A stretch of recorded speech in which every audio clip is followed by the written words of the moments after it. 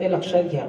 आपण सगळे नामधारक आहेत. नामधारकाने 10 अपराध कधीच करायचे नाही. म्हणजे जे बिगर नामधारक आहेत त्यांनी अपराधच करायचे असा अर्थ नाही. म्हणजे नामाचे धारक आहेत, जे शिवनाम घेतात, त्यांना कदाचित ते 10 अपराध आढळतात. बस बस बस बस, आता नको. शिवनाम घेणाऱ्या भक्तांना 10 अपराध तिथपर्यंत जाऊ देत नाही. देत ना 10, ते 10 अपराध नामधारकांकडून घडलेच नाही पाहिजेत. आणि जो अपराध रहित या ठिकाणी नाम घेतो, एकदाच नाम घ्या, लगेच प्रकट होणार. पण हे अपराध तसे ठेवून घेतो, मग तो नाही जवळ पण येत. नामधारकाने कधीच क्रोध करायचा नाही.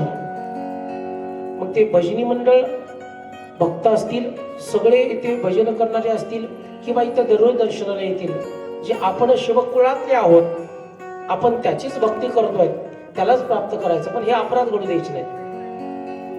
नामधारकाने कधीच कुणाची निंदा करायची नाही. नामधारकाने कोणी कसा असला तरी क्रोध करायचा नाही. नामधारकाने दंभ येऊ द्यायचा नाही. नामधारकाने घरची प्रॉपर्टीचं इथं विश्लेषण करायचं नाही, कारण देणारा तो नेणारा तो आहे. 10 अपराध कधीच येऊ द्यायचे नाही. यम सुद्धा सांगते, यम नका जाऊ तया गावा नामधारकाच्या शिवा. त्या गावाच्या शिवाच्या पलीकडे आतमध्ये जाऊ नका तुम्ही. का? शिवभक्त आहेत बाबा.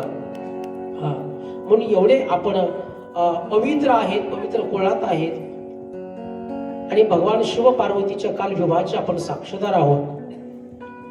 अतिशय त्या काळातला दैदिप्यमान विवाह संपन्न झाला. 56 प्रकारच्या भाज्या केल्या होत्या. 56 प्रकारच्या. मी होतो ना तिथं, होतो. तुम्ही पण होते, आपण सगळेच होतो. पण आपल्याला काय झालंय, कलियुगात विस्मरण झालंय. आपण भगवान शिवाच्या प्रत्येक योगायोगामध्ये आहोत, फक्त आपल्याला विस्मरण झालंय. जसं की हिरण्यकशिपूचा मुलगा प्रल्हाद, आणि प्रल्हादाने दुपारच्या वेळेस विष्णुदेवाचं भजन करायचे, आणि ते हिरण्यकशिपूला आवडत नव्हतं. तो म्हणायचा, देव मीच आहे, मलाच माना. आणि मग स्वतःचा मुलगा असताना त्याला ठार मारण्याचा 21 वेळा प्रयत्न केला. पण प्रल्हादाने जे भक्त गोळा केले ना, अरे खरंच देव आहे रे, माझ्या बापाला कळत नाही, तो अहंकारी आहे, माझ्या बापापेक्षा कोणीतरी मोठा आहे, तोच भगवान परमात्मा आहे. आणि त्याचे भक्त गोळा केले ना, तेच वानर झाले, तेच गोपाळ झाले कृष्णावतारात, आणि तेच वारकरी झाले. हे काही आपण एका जन्मातले, हजारो जन्मातले आहोत आपण त्या काळात शिवगण होतो. आता आपण या ठिकाणी स्त्री पुरुष झालो, पण प्रत्येक युगात आपण आहोत. फक्त आपलं विस्मरण झाले. आपण पण होतो त्यावेळेस. चला, ज्याला स्मरण आहे त्याला स्मरण आहे. शिव पार्वतीचा विवाह संपन्न झाला. सगळ्या प्रकारचं दान त्या ठिकाणी केलं. आणि बघता बघता 1 2 3 4 5 असे दिवस गेले. भगवान शिवाचा कैलास उदास झाला आणि हिमालयाची नगरी अगदी आनंदून गेली. आता एक लक्षात घ्या, भगवान शिव म्हणतात विवाह संपन्न झालाय, आणि विवाह संपन्न झाल्यानंतर तिथं राहण्यात अर्थ नाही. पूर्वीच्या काळात बैलगाडीमधील वराडी मंडळ जायचं. ज्यावेळेस ही वाहनं नव्हती ना, त्यावेळेस उचलून लग्न असेल तर बैलगाडीचं वराडा असायचं. कुठंतरी दूर लग्न असेल तर रस्त्यात मुक्काम पडायचा.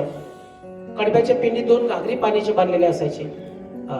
आणि मग संध्याकाळची लग्न असायची पूर्वी, कारण दिवसात तर वराड पोचतच नव्हतं. आणि मग संध्याकाळी लग्न लागलं की विवाह करायचा, आणि मग पोळ्याचा स्वयंपाक त्या काळातला सर्व सोन्यापेक्षा चांगला. सर्वसामान्य खीर करायची, लापशी, जास्तच कोणी श्रीमंत असेल तर बुंदी वगैरे. आणि मग दुसऱ्या दिवशीच पहाटे निघायचे, असा नियम होता पूर्वीच्या काळात. तसं विवाह संपन्न झाला, 4-5 दिवस झाले. भगवान शिव म्हणतात की आता इथे थांबण्यात अर्थ नसतो. मग नारदजीला बोलावून घेतलं की नारदजी, तुम्ही हिमालयाला जाऊन सांगा भगवान शिव निरोप मागतात म्हणावं. नारदजी म्हणे ठीक आहे. मग नारदजी हिमालयाला शोधण्यासाठी एक महाल पार करतात, पण हिमालय कुठल्याच महालात दिसत नाहीये. आणि भगवान शिव इकडे नंदीला सांगतात की बाबा बस. नंदी महाराज म्हणताय की बाबा, सकाळी 9 वाजता नाश्ता होतोय, 11 वाजता पुरणपोळ्याचा स्वयंपाक होतोय, 5 वाजता चहा होतोय, संध्याकाळी जेवण होतंय, हे गाव नको सोडायला. कोण? नंदी म्हटले. नंदी महाराज म्हणले 15 मे पर्यंत हे गाव नको सोडायला. मी नाही म्हणत, नंदी महाराज म्हणले अधिक महिना होस तर हे गाव सोडायला नको. एवढी तर इकडे मंदिर आहेत, सगळं जागचे जागे, व्यवस्था आमच्या जिरी साहेबाचं काय कमी नाही.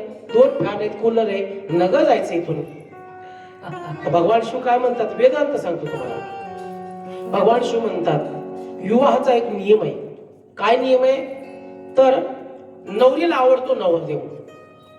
अख्ख्या लग्नामध्ये नवरीला तिच्यावर सगळे प्रेम करणारे असतात. तिची मैत्रिणी आहेत, तिचे भाऊ आहेत, तिचे बहिणी आहेत, आई वडील आहेत, पाहुणे मंडळी आहेत. नवरीवर सगळे प्रेम करतात लग्ना दिवशी, पण ती प्रेम करते नवरदेवावर.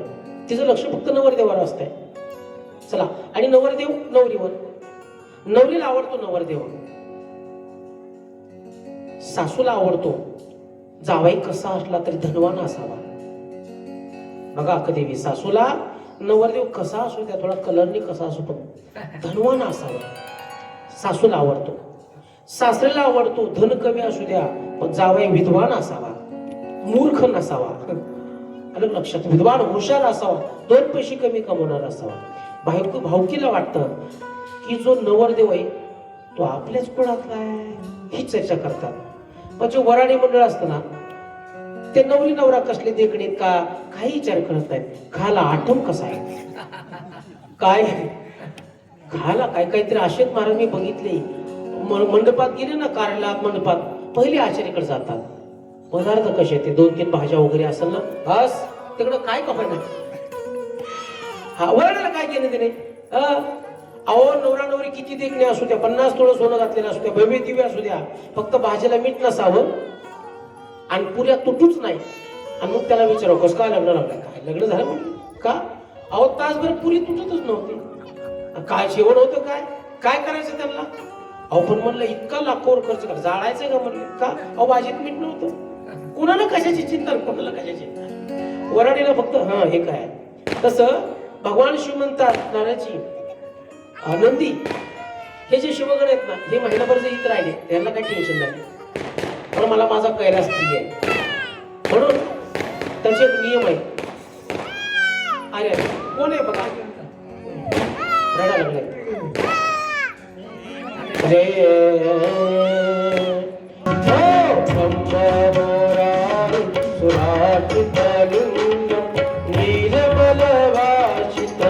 शोभितलिंग जन्मजातुक विनाशकलिंगं तत्प्रणमामि सदाशिवलिंगं देवमुनि प्रवरार्चितलिंगं कामदान करुणाकरलिंगं रावणदर्प विनाशकलिंगं तत्प्रणमामि सदाशिवलिंगं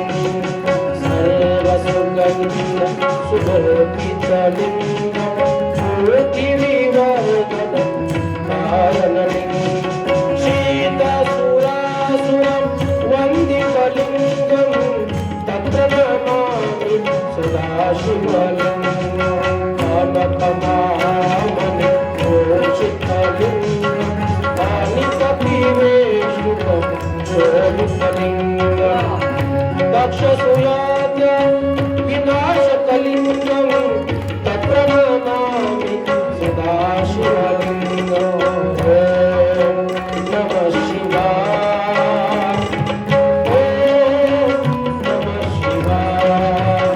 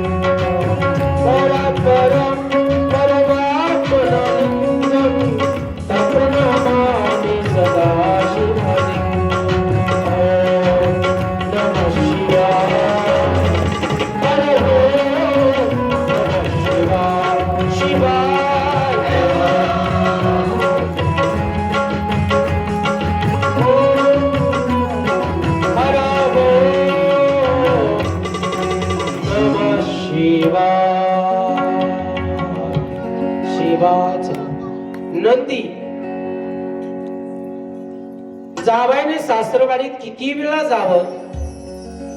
नंदी म्हणला बाबा सासरवाडीचा माझा काही संबंध नाही.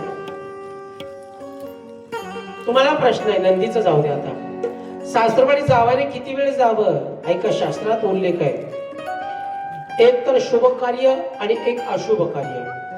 दोन घटना घडल्या की जावायने 2 वेळेस फक्त जावं. जास्तीत प्रेम असेल तर धोंड्याच्या महिन्यात यावं, 3 वर्षात एकदा. त्याच्यापेक्षा जास्त सासूचं प्रेम असेल तर वर्षातून एकदा जावं. आणि त्याही पेक्षा खूपच प्रेम असेल, कारण सासूला स्त्रियांना 4 गोष्टी फार आवडतात: सेन, साई, उतरण, जावं. चला आता सेन, साई घेऊया. कितीही नवसाचा मुलगा असला आणि आईला दूध मागितल्यानंतर फुकून फुकून बेजार होईल, पण त्या लेकराच्या दुधात साई पडू देणार नाही पडू देणार. हा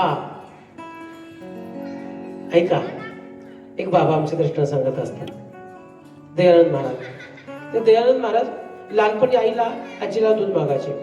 मग ती आजी दूध फुकून द्यायची. ते महाराज म्हणायचे, आजी साई दे की. अरे येड्या, साई खाल्ल्यावर मिशे येत नसती. आणि ते लहानपण परत साई नाही मागितली. आणि मग परत मोठे झाली, दाढी मिशाल्या, जटाधारी झाले. काग म्हणले, आजी तू तर म्हणली होती की लहानपणी दुधाबरोबर साई खाल्ल्यावर मिशे येत नाही. अरे बाबा तुला नाही, तू बी आता नको, तुझ्या पोराला यायचं नाही. पण साई नाही म्हातारी जाऊन दिली. किती प्रेम असू द्या. आणि उतरण जावाय, उतरण सोडा आता, सेन पण सोडा, जावाय खूप प्रिय असतो. आणि मग त्याच्यापेक्षा जास्त गेला की खूप त्रास होतो महाराज. एक जावाय घेणं नाही देणं नाही, अधिक महिना संपल्यावर सासरवाडीत आला, एकटाच आला बरं का भोसले महाराज. आणि मग अधिक महिन्यात दोंडदान दिलं होतं. सासऱ्यांना वाटलं की जावाय काहीतरी निमित्ताने आल्यानंतर परत पाहुणचार केला, सुंदर स्वयंपाक केला. पहिला दिवस झाला, त्यांना वाटलं की अधिक मासात दोघं पती पत्नी मुलगी जावई आले होते, भरपोषक आहेर केला. आता कसं काय आले बरं, कसं विचारावं. मग दुसऱ्या दिवशी थांबले, दुसऱ्या दिवशी स्वयंपाक केला, जेवण करून आराम केला. मग तिसऱ्या दिवशी विचारलं, म्हणजे जावई बापू काही आमच्या मुलीचं तुमचं भांडण झालंय का? म्हणजे नाही, भांडण वगैरे काय नाही. मग कसं करा, काही कारण काय ना, म्हणजे सहज आलो. बरं. चौथ्या दिवशी राहिले. आता घरात जावई असल्यामुळे सासू सासऱ्याला काही बाहेर पण जाता येईना, काम करता येईना, शेतात जाता येईना. मग चौथ्या दिवशी सासरे सहज म्हणले, जावई बापू आता तुम्ही एकटेच आले, तिकडे आमचे नातू आहे, नाती, मुलगी. अहो त्याला करमल का तिकडं? म्हणजे लावायचं होतं ना आता जावयाला, त्याला करमल का? म्हणजे काय नाही मामा, करमत आहे त्यांना, करमत आहे. आणि तुम्हालाच करमत नसेल तर त्यांना घ्या बोलून. आता बापरे, अवघड झालं. आत्ताच 8 दिवस राहून गेले. अधिक महिन्यात धोंड खाऊन गेलेत. होते झाडाचे आंबे सगळे खाऊन गेलेत. आणि परत म्हणते की फोन करून बोलावली की ना. आता काय करावं? गोंगडे मामा ऐका, लक्ष देऊन. 5व्या दिवशी सासू म्हणले, कसं काय मित्र बोलू? नाही म्हणले, आता जावायला लावाच लागणार आहे. 5 दिवसाची कथा झाली, परत काय थांबवणार? आता याला निरोप पाच द्यावा लागेल. मग काय करायचं? सासरा म्हणलं, असं कर, संध्याकाळी 2-4 भाजी कर, फक्त मीठ टाकू नको. मग मी तुला खवळतो जरा. खवळ की तुम्ही मला उलट बोल. म्हणजे कधीच बोलले नाही, आज बोल म्हटले. नाटक करायला काय हरकत? नाटकात काही म्हण, डांगऱ्या म्हण, म्हाताऱ्या म्हण, काही म्हण, आज तुला सुट्टी. ठीक आहे. संध्याकाळी स्वयंपाक केला, 2-4 भाज्या. जावाय म्हणला तर महिनाभर इथून जात नाही मला. सासरा म्हणला तुला आता 10 मिनिटं थांब येत नाही. आणि मग फुरका पाहिला भाजीतून घेतला की सासऱ्याने त्याच्या बायकोला डोळे केले. म्हणजे म्हातारी झाली की आहे का भाजीत मीठ? मूर्ख आहे का काय? ते म्हातारी म्हणले, गप गेला, आय विषय गेला म्हणली, ह्याच्यात मीठ नाही, भाकर करते, चपातीची येत नाही, गप गेला. म्हणजे मला उलट बोलती. म्हणजे तुम्हालाच उलट बोलती मला, म्हणजे तुलाच. आणि मग महाराज ताड दिशून उठला काठी घेऊन. तेवढ्यात तिने सगळ्या लाईटीचे बटन बंद केली, गेली आतल्या घरात. आतल्या घरात लाईट बंद करून गेली. जावा मनात म्हणलं, इतक्या चांगल्या भाषेत सासऱ्याला काय गरज होती सासूबरोबर भांडण काढायची? तेवढ्यात तर महाराज आधारात सासऱ्याने जावाई धरला. 2 काट्या मारल्या की म्हणते, मामा मी जावाई, तू कशाला मध्ये आला नवरा बायकोचं भांडण? असं म्हणून 2-4 ठोका लावलं. जे पळाला महाराज, कॉलर सासरीच्याच हातात होती, तसाच तुडून गेला. अजून नाही आला बाबा. आता मला सांगा, विनोद सोडाता द्रष्टन सांगतो वेदांतातला स्थान भ्रष्टांती न शोभंती केसाह स्थान भ्रष्टांती न शोभंती दंताह स्थान शुभांती न राह. स्थान भ्रष्ट झाल्यानंतर त्या व्यक्तीने परत तिथं थांबायचं नाही. पहिलं आहे डोक्याला जोपर्यंत केस आहे तोपर्यंत तो व्यक्ती त्या केसाला इतका जपतो साबण लावील कलर लावील ऐक नाही बरं का पासभाई महाराज. हा त्याला नाही ती खर्च करेल शॅम्पू लावून हाय पाय. पण मला सांगा इतकी केसाची तुम्ही किंमत करताना सलून मध्ये गेल्यावर ते कटकट केस पडते खाली. म्हणजे खाली केस पडल्यावर त्या व्यक्तीचेच केस आहेत इतकं केसाला जपलंय त्याला वाईट वाटतं का हो? रडत होत का? नाही वाईट वाटत का? अहो इतके डोक्याचे केसाला इतकं मी जपलं आणि ते आता कापलेत खाली पडलेत त्याच्यावर कुणी येऊन जोड्यासहित उभं राहिले वाईट वाटतं का? नाही का? तो स्थानभ्रष्ट झाला. स्थानभ्रष्ट झाला की त्याची किंमत संपली. दाताची किंमत तोंडात आहे तोपर्यंत आहे आणि एकदा दात पडला की त्याची किंमत संपली. मग जो स्थानावर आहे तोपर्यंत त्याने आपला कार्यक्रम करायचा. हा स्थान भ्रष्टांती न शोभंती केसा स्थान भ्रष्टी न शोभंती दंताह स्थान भ्रष्टांती न शोभंती नराह. माझी किंमत आहे आज इथपर्यंत आहे ती उद्या नाहीये का? उद्या कथाच नाही ना. मग मी काय करायचं? आज कथा संपली की उद्या भल्या प्रहारी पक्षी अंगणी उतरकीन ते का गुंतून राहती तैसे असावे संसारी जोवरी प्राचनाची दोरी. वस्ती कर वस्ती आला प्रातकाळी उठून गेला. उद्या नाही गावात मी फिरणार. उद्या सकाळी आता जसं आजच जात होतो मी आजच पुण्याला पण गाड्या होत्या तुम्हाला तुम्ही जाणार का आजच? ठीक आहे पण आता नाविलाज आहे कारण घोडं नाही गाडी नाही प्रवास सगळा एसटीचा आहे म्हणून आज मुक्काम करू उद्या सकाळी जाणार. आज नाही जाणार मी. पण जोपर्यंत स्थानावर आहात तोपर्यंत त्याची किंमत असते आणि तोपर्यंतच किंमत करून घ्या. लोकांनी म्हणू नये लोकांनी वाटच बघू नये. वेळ झाली का किती प्रेम असू द्या आणि थोडंच चांगलं असते महाराज जास्त ते अपायकारक असते किती असू द्या. किती गुलाबजामुन आवडले पण शुगर नाही तर मग म्हणून सांगतोय की जोपर्यंत स्थान आहे तोपर्यंत त्याची किंमत आहे. म्हणून भगवान शिव सांगतात नंदीला मी नाही सांगत. भगवान शिव म्हणतात 4 दिवस झाले बाबा आतापर्यंत खूप हे परिवारातले लोक किंवा नगरातले लोक आमच्यावर प्रेम करतात याच्यापेक्षा जास्त दिवस थांबलो. लोक म्हणतात अहो ते ना जावाई काय त्याला काय कमत कळते का नाही म्हटले का? अहो लग्न झाल्यावर 2 दिवसात जावं ना ते हितच बसलंय असं कुणी म्हणू नये त्याच्या अगोदर गेलेलं बरं. आणि म्हणून नारदाला सांगितलं की आम्हाला निरोप घ्यायचा आहे. चला 2 मिनिटातला हृदयस्पर्शी कथा करून आपण पुढे जाऊया. एक महाल पार करत नारदजी जातात आणि एका अंधाऱ्या महालामध्ये ज्या वेळेस हिमालय डोकं टेकून एका महालाला खांबाला रडताय हे नारदजीने बघितलं आणि नारदजी शांत झाले. बापरे हिमालयासारखा एवढा जसं जनक विधी होता असा असणारा पण जनकजी का रडताय बरं? आज 4-5 दिवस झाले लग्नाला का रडताय? गेले आणि उठवलं वरी बघितलं. महर्षी किस कारण आहे हो? नारदजी म्हणतात कारण काही नाही पण भगवान शिव कैलासाला जाण्यासाठी निरोप मागतात. निरोप मागतात म्हटले की परत रडू लागले. म्हणजे का रडता राजाने? हिमालयाने सांगितलं कि नारद जी आपकी शादी हुई है? बोले नहीं हुई है. आपको बेटी है? बोले नहीं है.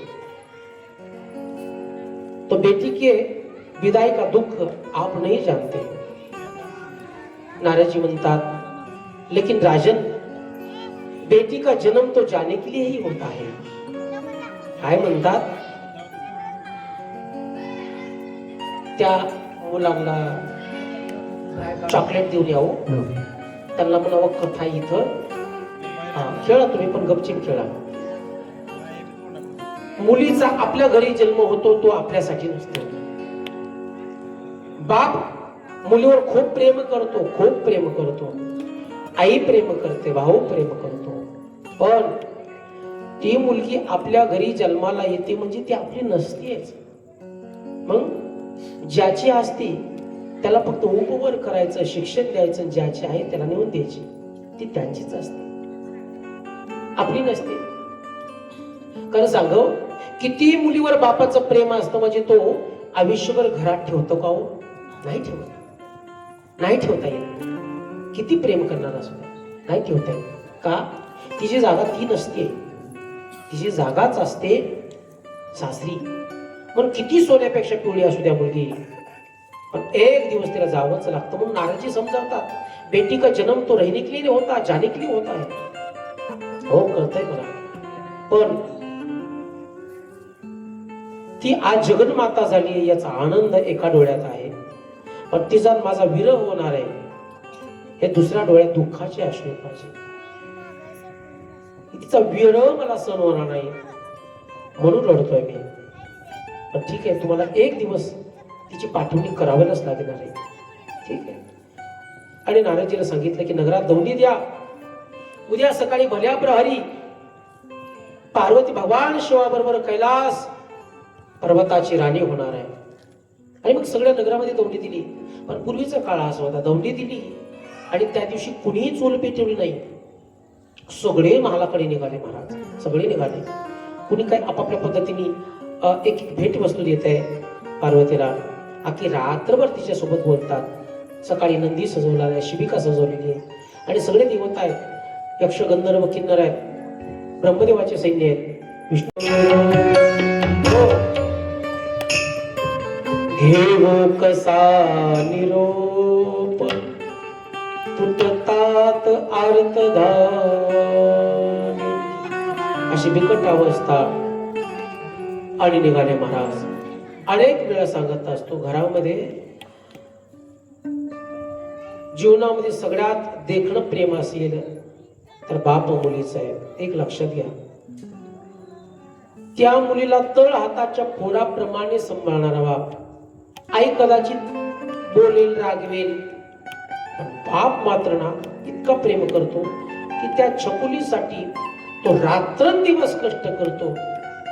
आणि त्या मुलीने पाहिलं असतं की आपला बाप आपल्यासाठी खूप कष्ट करतो, खूप कष्ट. म्हणून जीवनामध्ये तुम्ही कुणालाही रागवा, कुणालाही नाराज करा, पण जीवनामध्ये तुमच्यावर निर्मळ प्रेम करणारे बाप घरातून चौकात शान मध्ये जावं आणि चौकातून शान मध्ये घरी यावं, एवढी इज्जत मुलांनी सांभाळायची.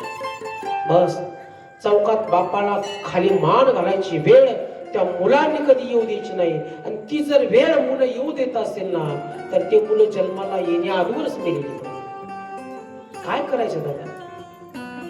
बापाने घरातून 4 माणसात गेलं की इज्जतीने जावं, 4 माणसातून घरी इज्जतीत यावं. एवढं कमवा, तुम्ही नाही जास्त पैसे कमवू द्या, पण आपल्या बापाची मान कधी झुकली नाही पाहिजे. एवढं मात्र मुलांनी सांभाळलं की मुलगा असो किंवा मुलगी असो, दोघं असू द्या महाराज. हो, कारण त्या बापाने सर्वस्व वाहिलेलं असतंय. ओरामधी माया त्याच्या काळ्या मेघावानी, दाखविना कधी कोणा डोळ्यातलं पाणी.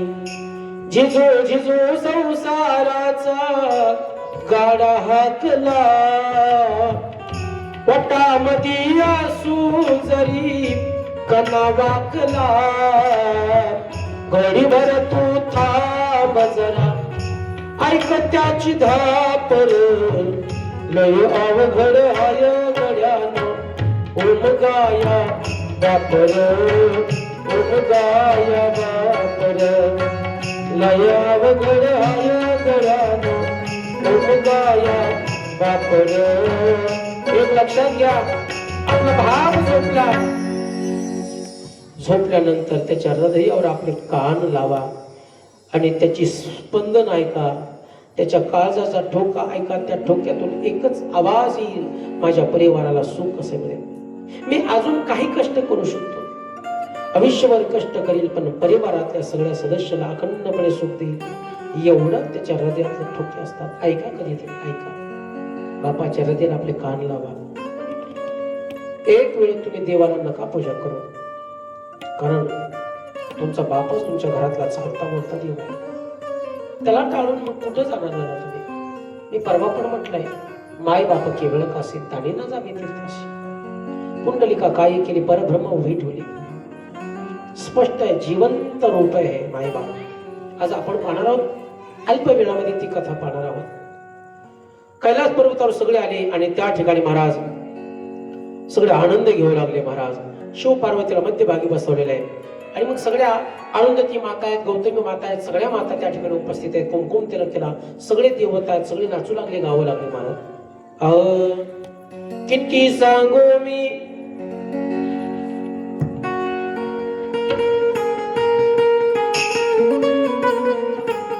महिलांनी उभं राहायचं फक्त, पुरुष मंडळी खाली ज्यांना फेर धरायचा आहे, ज्यांना फेर धरायचा आहे तेवढीच उभं राहा, किंवा ज्यांना बाकीच्या उभं राहायचं पुरुष मंडळ बसा. काळी तीनशे